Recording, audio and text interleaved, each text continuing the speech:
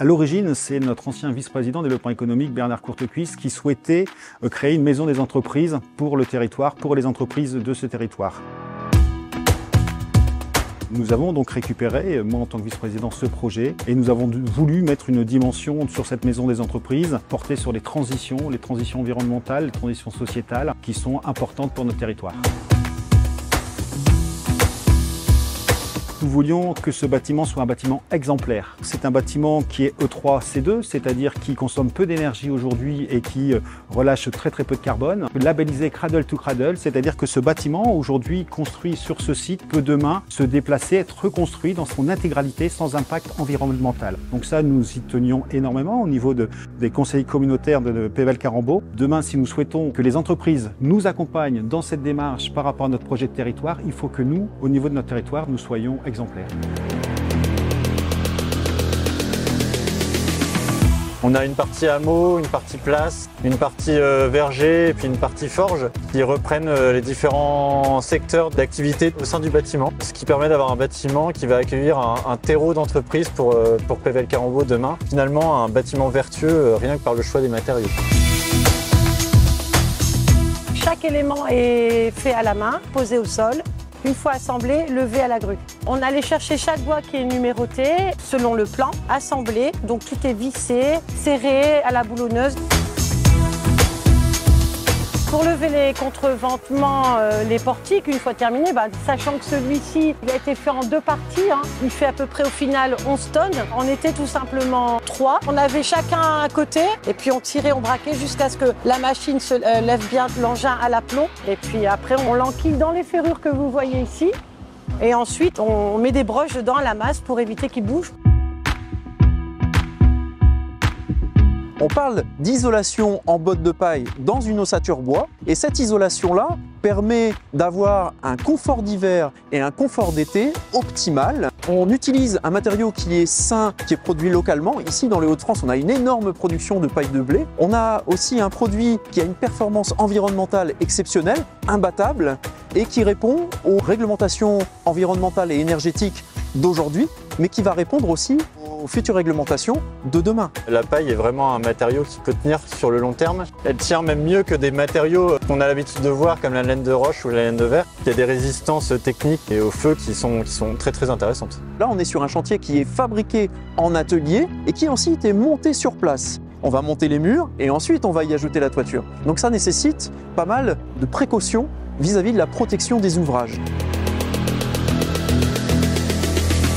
En termes de vitrage, on est sur la façade nord composée d'un vitrage triple qui a la particularité de laisser la chaleur rentrer mais qui ne la laisse pas sortir du bâtiment.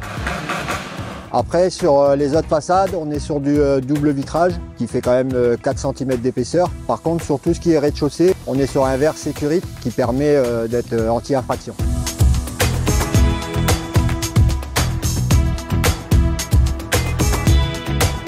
La brique de terre crue, tout le bois est français. Donc il y a beaucoup de choses qui permettent de faire en sorte que le bâtiment soit au maximum responsable et que l'empreinte carbone soit minimalisée.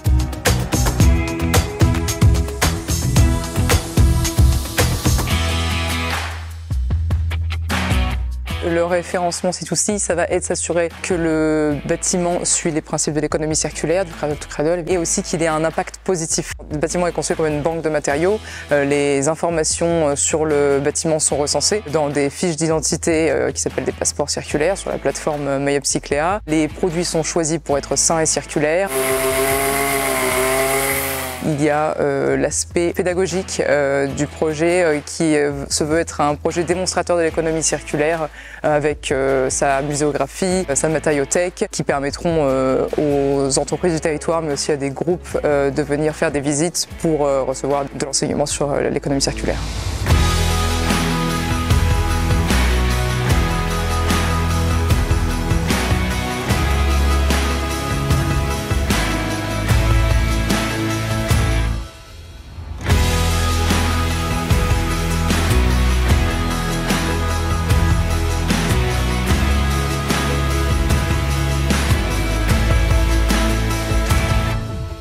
challenge aussi du projet, c'était forcément de répondre à l'économie circulaire.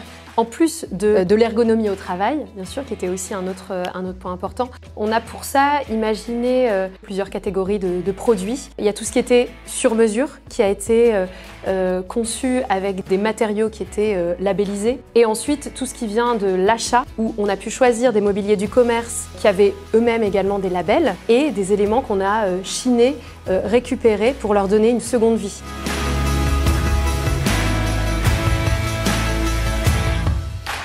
On a essayé de penser léger déjà dans les matériaux. On a évité d'utiliser le métal, sauf quand il y avait vraiment un intérêt, on va dire, pour la résistance et pour la longévité du produit.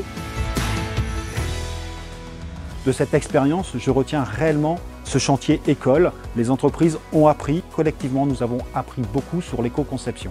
De travailler sur ce projet-là, j'ai eu une chance inouïe parce que c'est un gros projet, c'est énorme, c'est innovant. Les murs paille, c'est les nouvelles générations.